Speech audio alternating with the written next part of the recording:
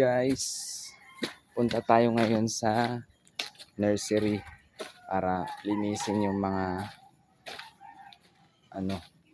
yung binabad na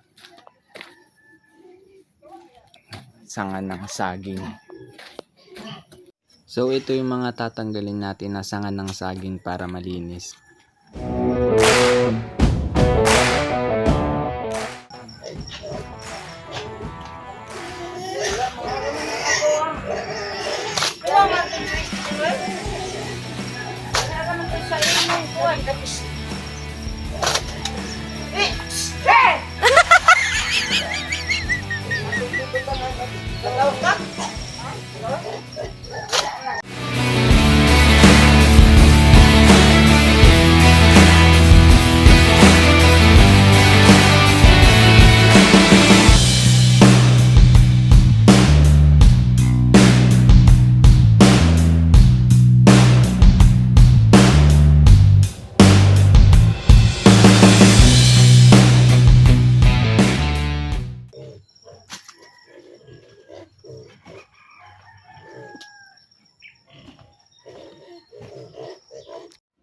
Yan, nalinis na pala natin siya at nalagyan na rin natin siya ng tubig.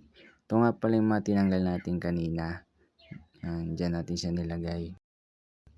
Abangan nyo sa next video ko kung saan papakita ko sa inyo yung mga ilalagay natin na isda dito sa ating fish pond.